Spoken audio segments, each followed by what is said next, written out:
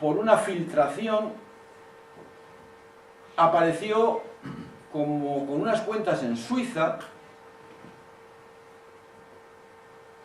con un grave perjuicio para la hacienda española, porque eran capitales que tenían que haber contribuido, tenían que haber pagado los impuestos, y que efectivamente, gracias al secreto bancario suizo, no se sabe quiénes son sociedades de testaferro, es decir, un enorme fraude fiscal, pero todo esto es porque es legal el secreto bancario. ATTAC está unido a la idea de la tasa Tobin, está unido a la idea del impuesto de las transacciones financieras. Hemos recorrido un largo camino, pero en estos momentos estamos lejos, pero más cerca que nunca, de conseguir que al menos en la Unión Europea se implante este impuesto a transacciones financieras que grave las actuaciones especulativas. Porque por no pagar, no pagan ni IVA. Vosotros cuando compráis una barra de pan estáis pagando IVA. Cuando compráis una entrada de cine estáis pagando IVA. Pues bien, cuando un especulador le da al ratón para comprar monedas, o para comprar casas, o para comprar acciones, o para comprar derivados, que es, como veremos si tenemos tiempo, el nivel más importante de especulación que hay en estos momentos en el mundo, no paga nada, no paga a nadie, no paga por esas transacciones. Hace 10 años se nos decía que, bueno, pues que como antisistema que éramos, los de ATTAC, estábamos planteando ideas utópicas, ideas inviables. Yo recuerdo haber discutido en la Universidad de Carlos III, donde estoy, con profesores, o sea, que me decían que parecía mentira, que una persona con un doctorado, como tengo, no sea capaz de ver que el impuesto de transacciones financieras es algo absolutamente inviable técnicamente, es decir, que no tiene base. Desde hace 3 años ya esta crítica no se hace. Ahora lo que se dice es que no hay voluntad política.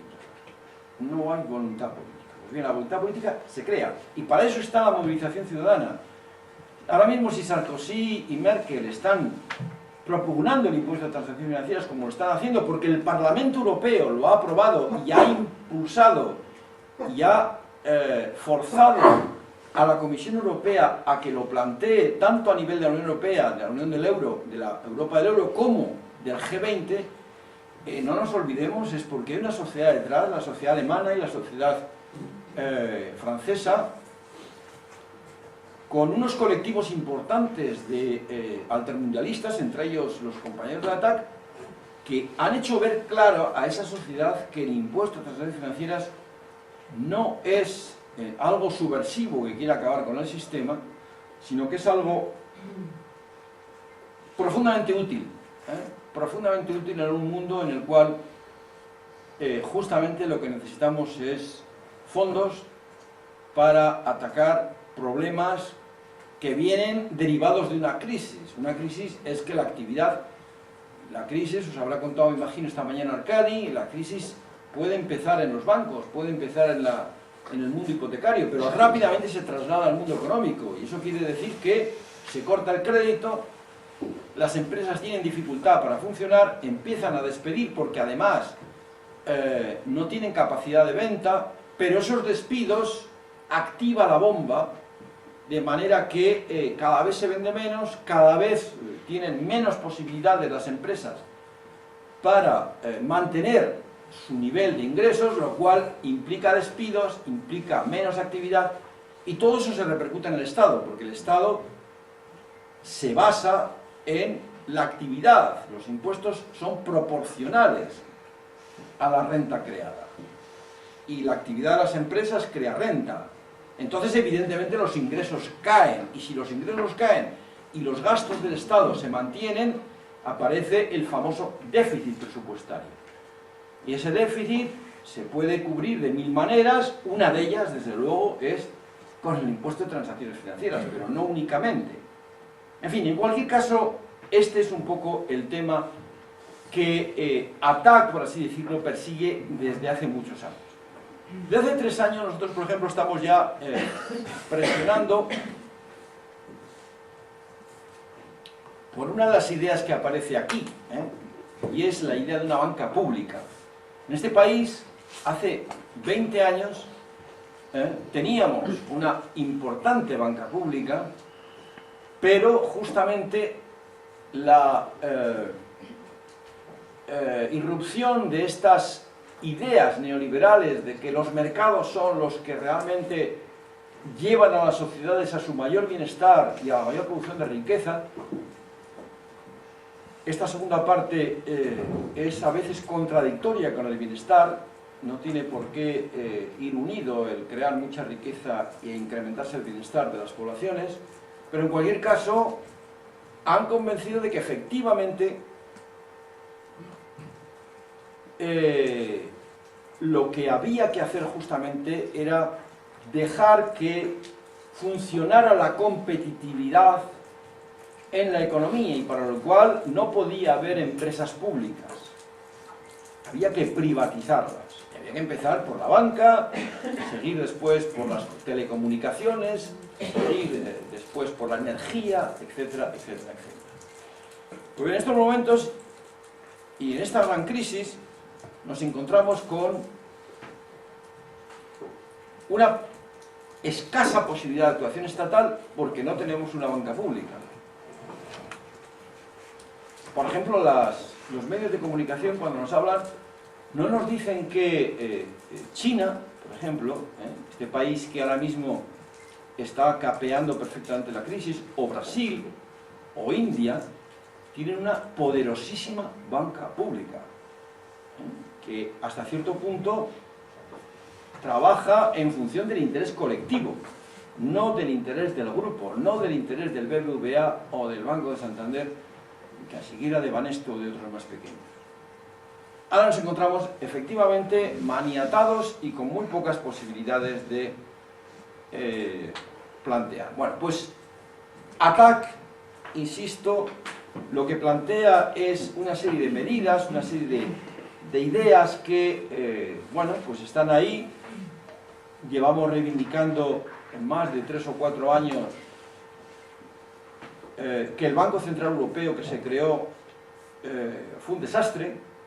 Es decir, en lugar de crear un banco central con las funciones que debe tener un banco central, que son las de política monetaria, las de política fiscal y las de control de la moneda, se maniató a este Banco Central Europeo, se le quitaron las competencias al Banco Central, al Banco de España, sin que el Banco Central Europeo haga las funciones que debe hacer todos los bancos del mundo, incluido el de Estados Unidos, la Reserva Federal, que no solo está para controlar la inflación, es decir, el crecimiento de precios, sino que tiene capacidades de emitir monedas y controlar que los especuladores no ataquen a la moneda de un país.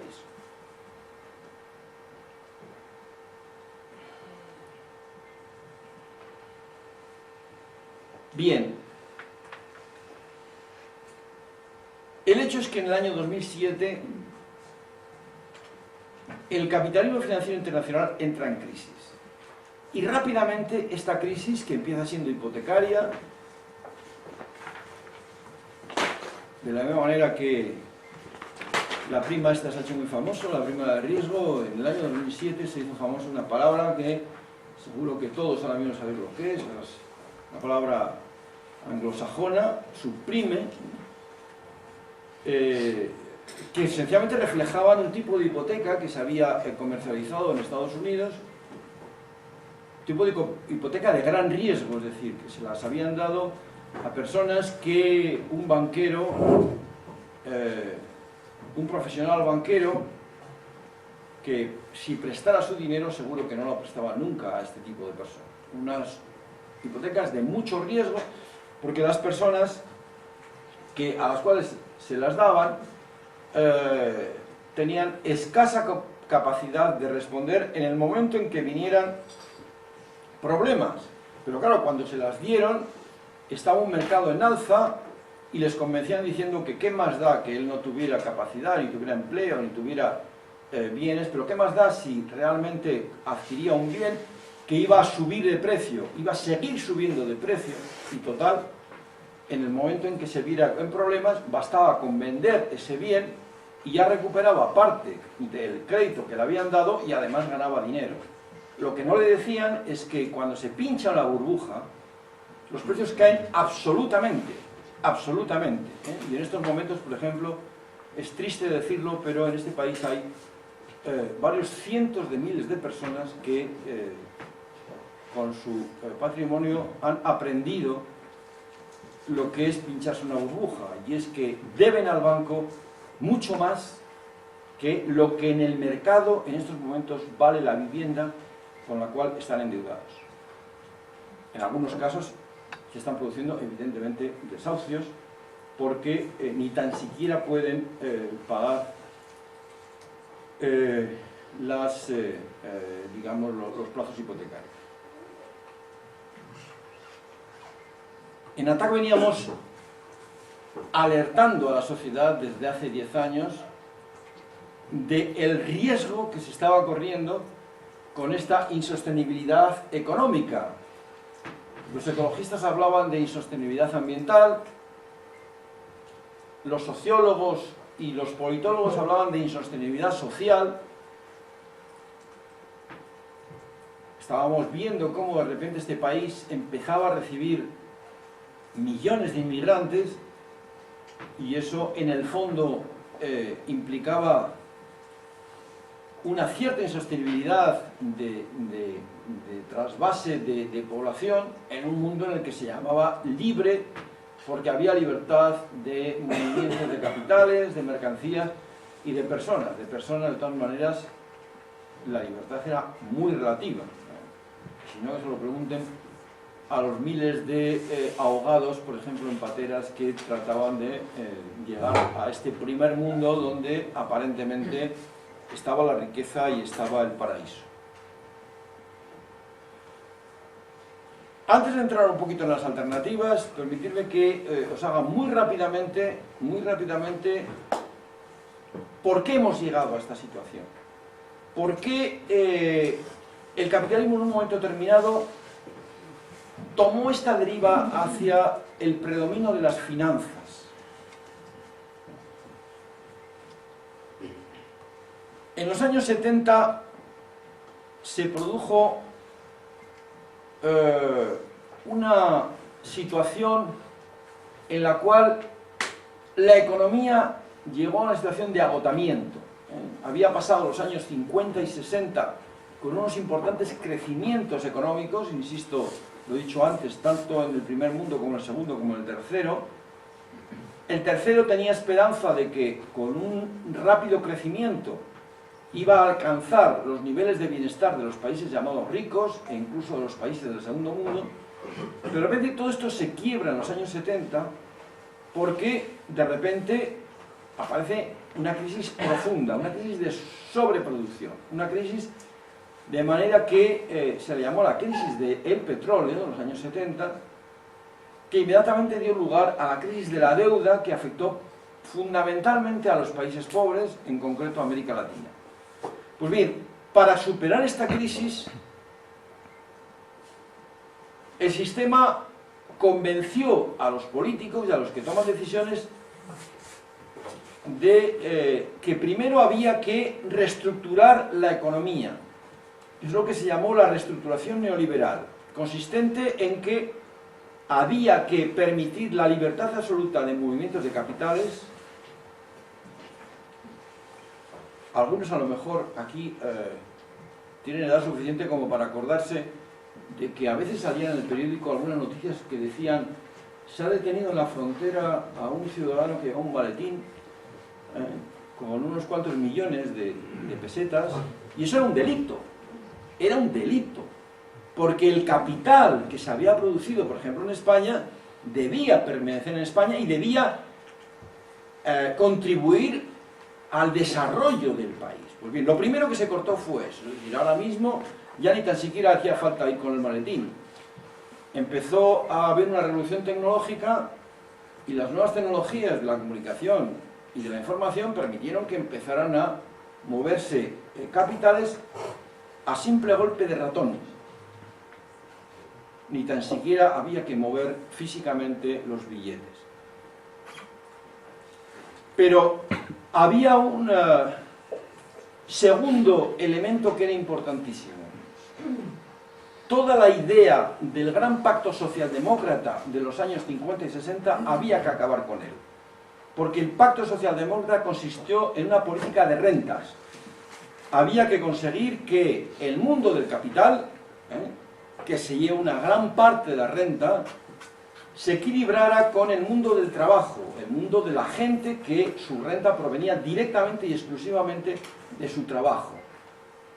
Pues bien, eso que consiguió que el reparto de la renta entre el mundo del trabajo y el mundo del capital en los años 60 y primeros años de los 70, el mundo del trabajo, es decir, los asalariados, se llevaran cerca de las 2/3 partes de la renta, entre el 65 y el 68%, había que invertir eso. Y había que conseguir que, digamos, la renta se concentrara en las élites que evidentemente tenían que ver con este mundo financiero, este mundo de las finanzas. Para ello se argumentó de una manera que entró, por así decirlo, en el paradigma neoliberal. ¿Qué es lo que quiere la gente? La gente quiere vivir. Para que la gente quiera vivir necesita empleo. Y quien puede crear empleo son los inversores. Entonces hay que bajar los impuestos a los inversores para que efectivamente inviertan y crean empleo. Eso condicionó, por ejemplo, que una política fiscal progresista y progresiva que gravaba y hacía pagar más a los que más tenía, poco a poco fuera cambiándose. Empezaron a permitirse, a través de la primera de las ideas, la libre circulación de capital, empezó el capital a salir hacia los llamados paraísos fiscales, es decir, empezó a concentrarse de forma importante la renta en las élites acaudaladas, porque el Estado retrocedió, porque el Estado, con su función redistributiva, con los impuestos, empezó a dejar de actuar. La segunda de las patas que fijaros, ahí tenéis, por ejemplo, una imagen, no sé si la veréis desde atrás, en la que os dice cuál fue la evolución de la tasa de beneficio en Europa y en Estados Unidos desde los años 60. Fijaros cómo desde los años 60 hasta los años 80 esta tasa empezó a caer, y esa caída fue la que justificó el cambio de tendencia y la llegada de la globalización, de manera que a partir de los años 80 la tasa de beneficio, es decir, lo que el capital extrae por las inversiones, empezó a crecer de forma espectacular.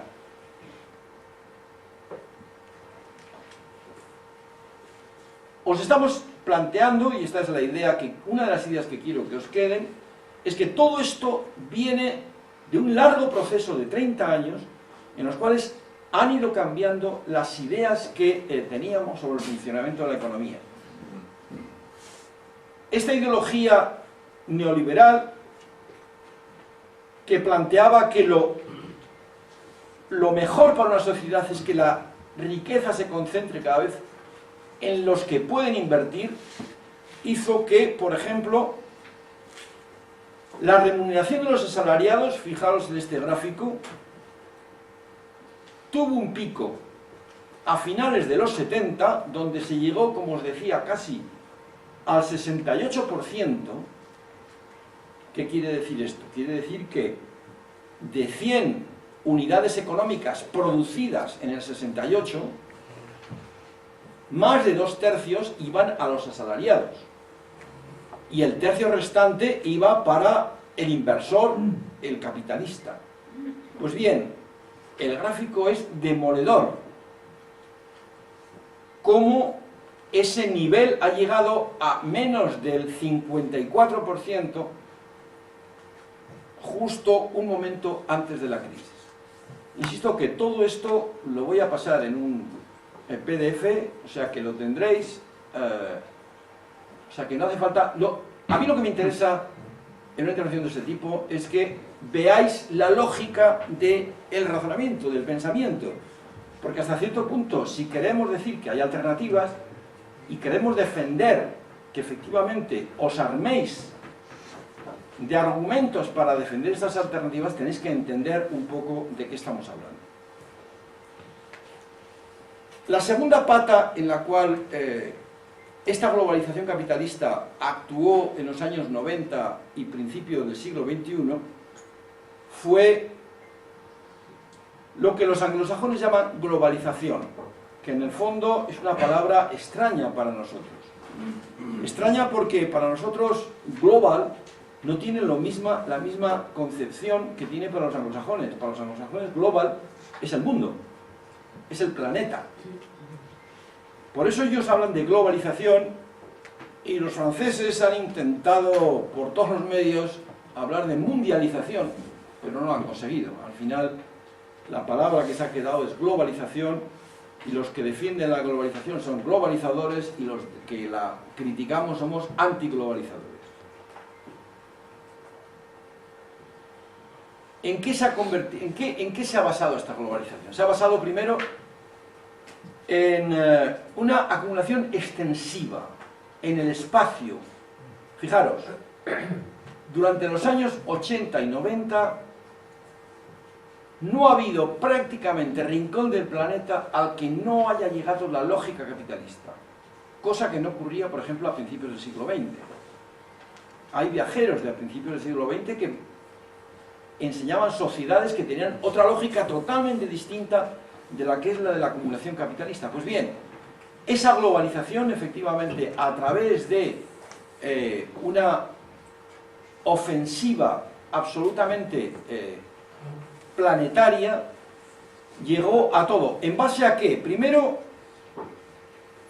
al intento de los países centrales de ganar mercados, importantísimo, para sus productos. Segundo, ganar accesos de trabajo barato. Todos habéis oído hablar de la deslocalización.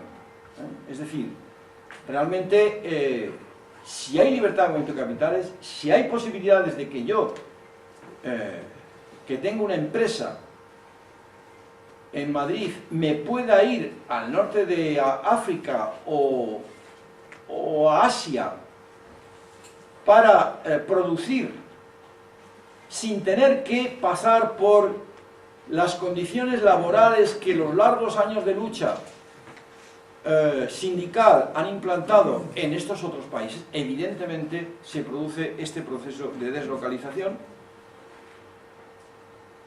que es un poco una consecuencia de la globalización, una de las patas, una de las bases. Pero esta globalización también tiene que ver con el tema de las materias primas baratas, fuentes de energía. Ahora mismo recién empiezan a defenderse los países como Bolivia, por ejemplo, o como Ecuador, que empiezan a decir que si las empresas transnacionales quieren llevarse su gas y su petróleo, tienen que pagar unos royalties similares a los que, por ejemplo, esas mismas transnacionales pagan en Noruega, que evidentemente lo saben, y no es ese 20 o ese 25% que estaban acostumbrados a pagar, sino pueden pagar el 80 o hasta el 90% del valor de lo extraído. Pero como realmente lo que había producido esa primera pata que os he dicho, que consistía en hacer rebajar la capacidad de distribución de la renta, los asalariados se vieron que su capacidad de adquisición, su poder de compra, por el trabajo que estaban desarrollando, se había reducido enormemente. Y entró en la gran contradicción del sistema capitalista, que es que tiene que vender mercancías para funcionar. Entonces, el sistema que evidentemente plantearon fue el del endeudamiento. Es decir, si tú estás acostumbrado a un nivel determinado de adquisición y de vida, y todo esto además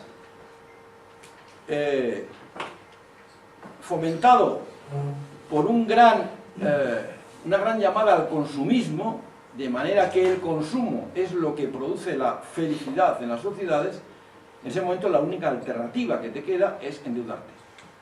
Es decir, traer renta del futuro pensando en que en el futuro te va a ir mejor y vas a poder sencillamente pagar lo que estás consumiendo ahora. Ese proceso de hiperendeudamiento es, como os decía, la tercera de las patas que el sistema consiguió desarrollar justo con los otros dos, el de esa profunda redistribución de la renta a favor de los ricos,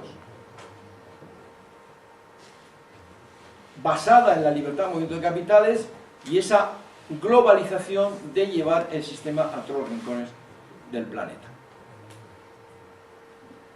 Con esto planteamos, por tanto, esa situación en la cual llegamos a un mundo antes de la crisis, en el cual se plantean lo que hemos denominado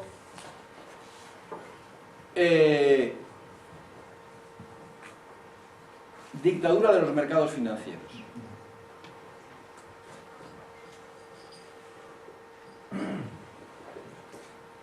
¿Qué podemos hacer? Voy a dedicar un poquito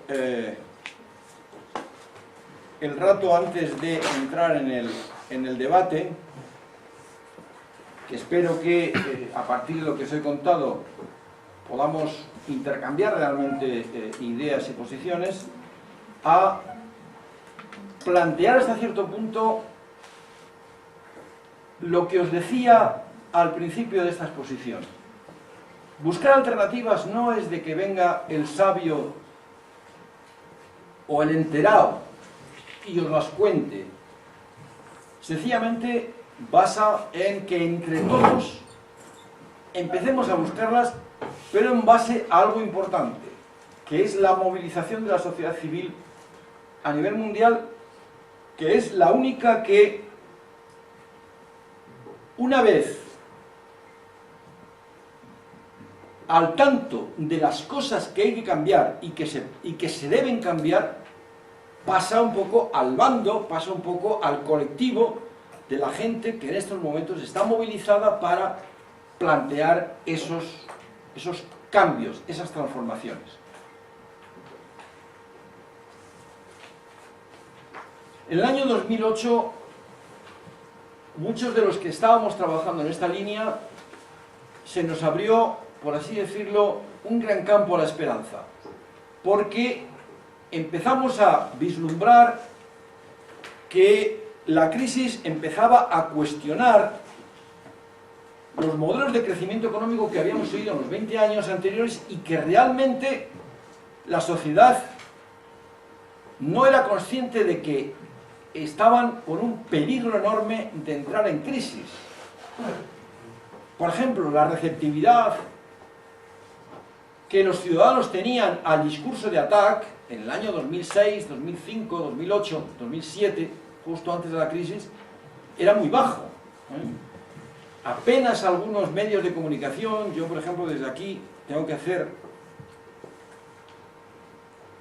público agradecimiento a algunos periodistas, como Iñaki Gabilondo, por ejemplo, que desde el principio fueron conscientes de que no iban las cosas bien y que era importante por lo menos que las señales de alarma que empezaban a aparecer fueran de conocimiento general de la población a través de los medios de comunicación, pero quitando algunos otros medios muy puntuales, realmente la sociedad estaba contenta, estaba feliz.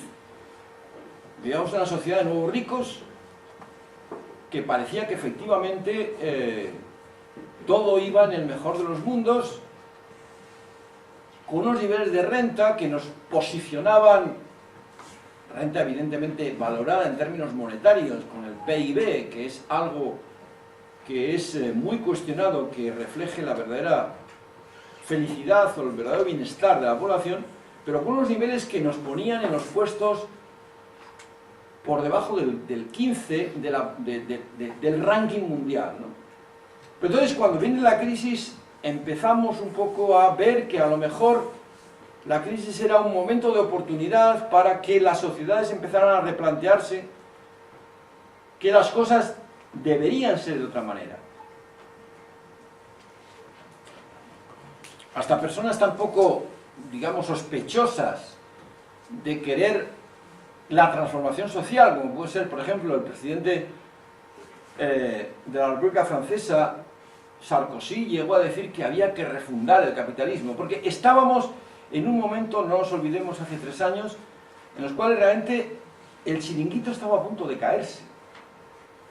Había quebrado Lehman Brothers, el G7 tuvo que transformarse en G20 para dar paso a los BRIC, a los países como Brasil, Rusia, China, India y algunos otros, para ver qué soluciones le podíamos dar a una recesión mundial, una recesión global, ¿no?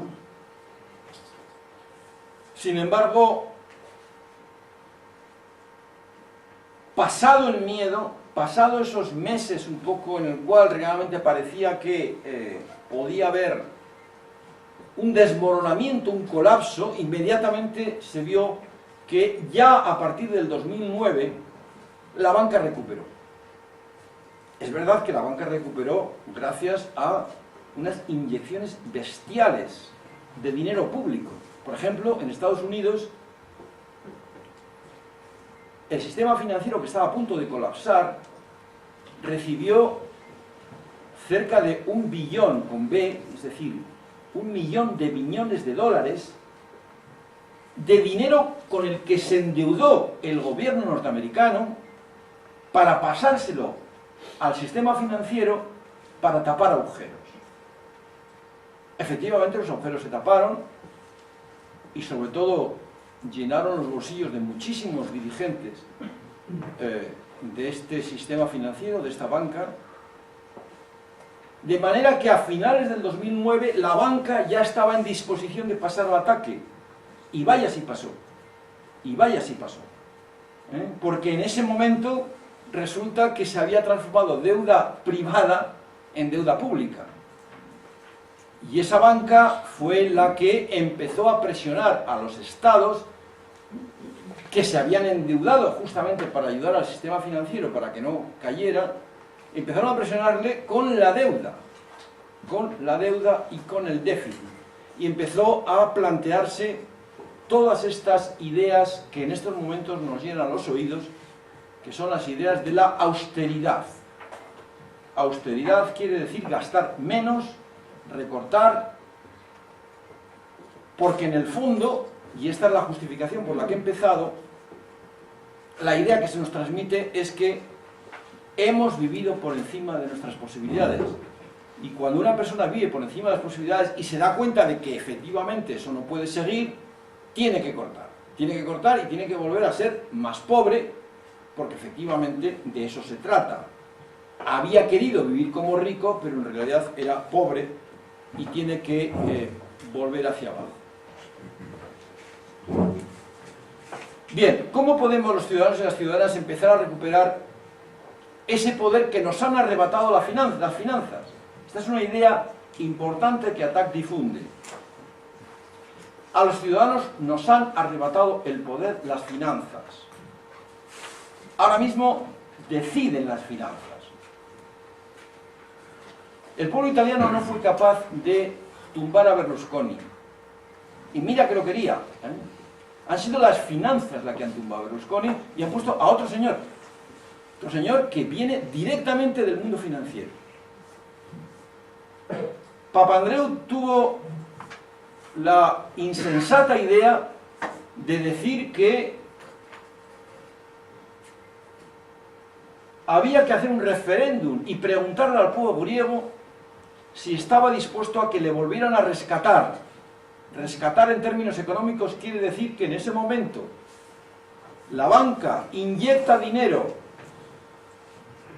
en las instituciones que tienen problemas, pero a cambio de eso exige una enorme reestructuración en la economía, que implica un retroceso importante en los servicios públicos, en las pensiones, cosas de las que no creo que haga falta que os cuente porque las estamos sufriendo también aquí. Pues bien, este poder que ha conseguido y cogido las finanzas, hemos de recuperar a los ciudadanos. ¿Y cómo podemos? Bien, ahí es donde entra un poquito el conocer las alternativas. Yo quería llegar un poco aquí para animaros a que os bajéis este libro. Esto es un trabajo, desde mi punto de vista, muy importante, hecho por 3 personas que son las 3 del Consejo Científico de ATAC. En ATAC hemos creado un consejo científico de personas, de académicos, de gente.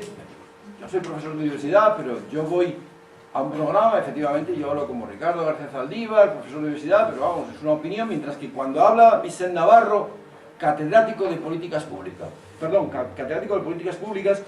o Juan Torres, catedrático de Economía Aplicada de la Universidad de Sevilla, tienen un cierto reconocimiento público de que saben de lo que están hablando. Y en ese momento empieza a diferenciarse lo que es ideología de lo que es planteamiento, por así decirlo, y análisis serio de la realidad. Pues bien, este esfuerzo que han hecho y que al final se lo hemos tenido que editar, por cierto, nosotros, ATAC, porque el libro, en principio, hablaron con el grupo Prisa y se lo iba a editar Aguilar, pero Aguilar, que no sé si sabéis, en estos momentos ya está en manos del capital financiero. Una parte importante del grupo Prisa pertenece